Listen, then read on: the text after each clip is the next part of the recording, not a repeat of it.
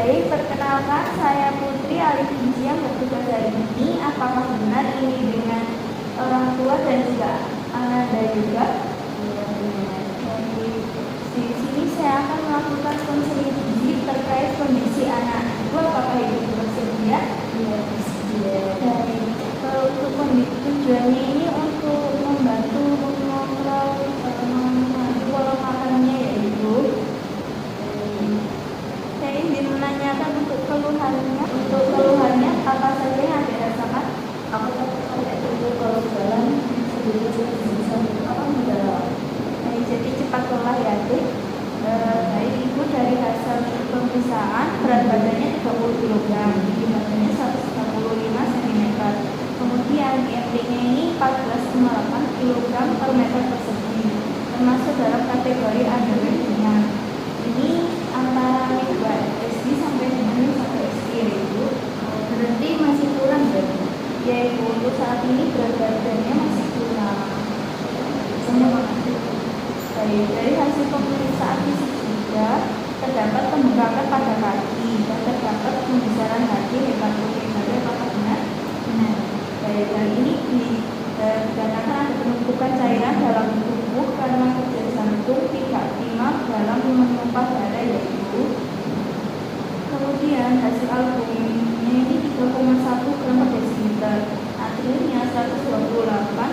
Ini albumnya rendah, mengarah pada kurang asupan protein dan penurunan status gizi. Kemudian natriumnya ini rendah karena penumpukan cairan, karena kondisinya CHF. Berarti itu pengaruh ya ke kondisi anak saya. Iya Ibu, itu berpengaruh.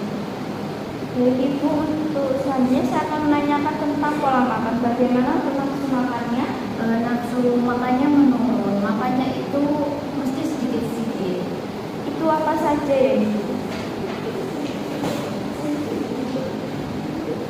Seringnya makanan cepat saji. Baik, kalau untuk buah dan sayurnya bagaimana? Sayur itu saya tidak suka makan sayur. Ibu anak saya itu tidak suka makan sayur dan buah. Baik, apakah sudah mendapatkan edukasi gizi sebelumnya? Belum. Baik. Dari hasil pengkajian sudah kita lakukan, terlihat bahwa asupan makan masih kurang dan belum seimbang disebabkan oleh nafsu makan yang menurun. Kemudian kebiasaan makan yang cepat saji dan kurangnya sayur serta buah. Akibatnya kondisi gizi masih kurang ini ditandai dengan berat badannya yang rendah, albumnya rendah dan juga mudah lelah yaitu. Selanjutnya saya akan menjelaskan tentang kondisi anak ibu. Jadi kondisinya saat ini kognitif dan ini adalah gagal jantung kognitif, yaitu kondisi ketika jantung tidak mampu memompa darah secara adekuat untuk memenuhi kebutuhan metabolik tubuh. Akibatnya terjadi penurunan fungsi jaringan dan penumpukan cairan di paru maupun jaringan perifer itu. Kemudian untuk gejalanya sesak nafas saat beraktivitas, nafsu makan menurun, lelah, kemudian hepatomegaly, edema pada tungkai atau wajah seperti yang dirasakan tadi yaitu ini. Kemudian untuk tujuan dietnya nanti ini untuk memenuhi kebutuhan energi dan protein, mencegah malnutrisi dan gatal tubuh, mengurangi beban kerja jantung, mengontrol retensi cairan dan natrium, kemudian mendukung pertumbuhan optimal. Kalau untuk prinsip dietnya ini, energi tinggi, volume kecil, protein adekuat untuk pertumbuhan, pembatasan natrium disesuaikan dengan kondisinya yaitu. Kemudian tekstur dan volume disesuaikan toleransi anak. Karena ini lelah, jadi saya sarankan untuk teksturnya yang dulu dan porsinya kecil pada sini. Nah, kemudian untuk makanan yang dianjurkan ini makanan rendah garam, nasi, kentang, sayur, dan buah segar. Proteinnya ini ayam bakar kulit, ikan, telur, tahu, tempe, lalu untuk makanannya ini bisa menggunakan minyak zaitun, buah dan sayur. Apakah masaknya itu harus menggunakan minyak zaitun ya?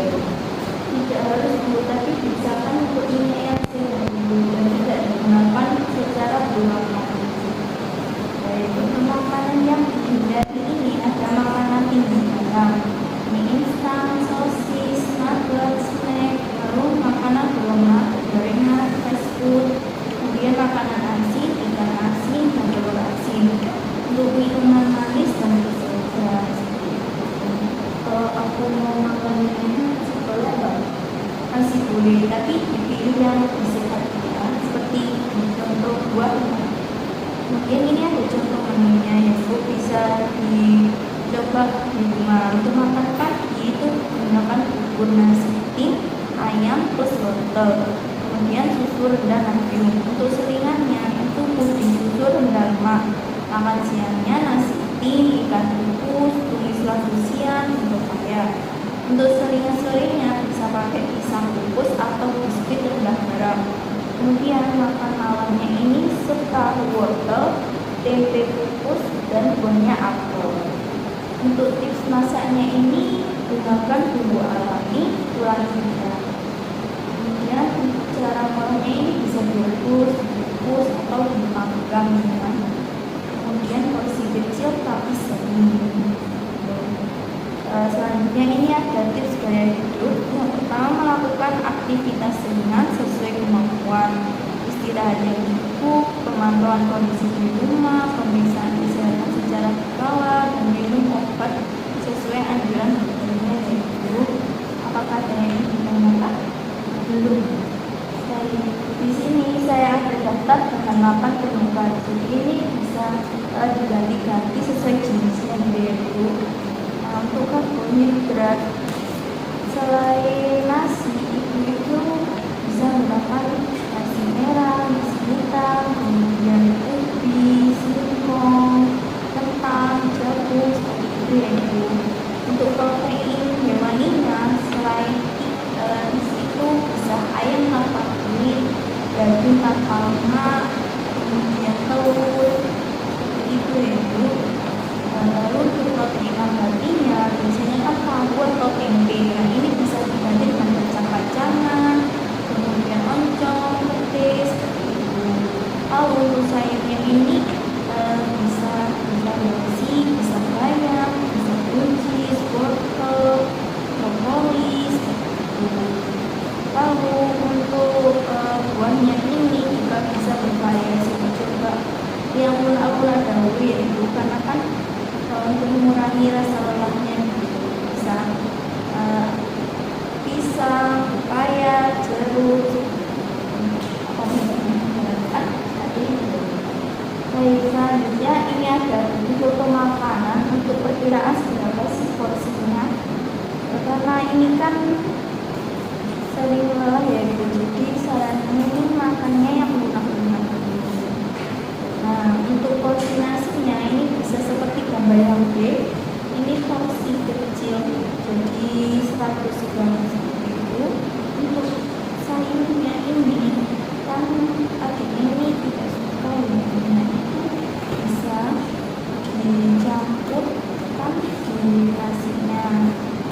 Nah seperti contohnya wortel, bisa seperti gambar A, tidak banyak juga tidak sedikit, tapi bisa dimasukkan ke waktu masaknya ini. Jadi sayurnya itu bisa dicampur ke dalam nasinya. Ya itu bisa hati-hati seperti itu, karena kan adiknya juga tidak suka makan sayur ya. Kemudian selanjutnya untuk protein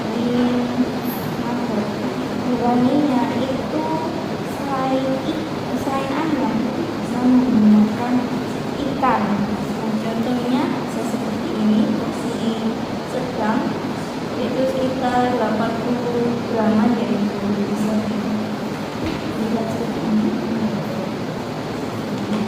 Kemudian untuk protein nabatinya itu bisa aja dan disukai itu apa, bisa tahu tapi bervariasi yaitu. Nah kalau tahu itu bisa menggunakan yang seperti gambar kecil, 1 wortel kecil 20 gram. Untuk tahu apa boleh digoreng ya? Lebih baik itu tidak digoreng, yaitu bisa dibungkus dibuat wortel untuk mengurangi konsumsi.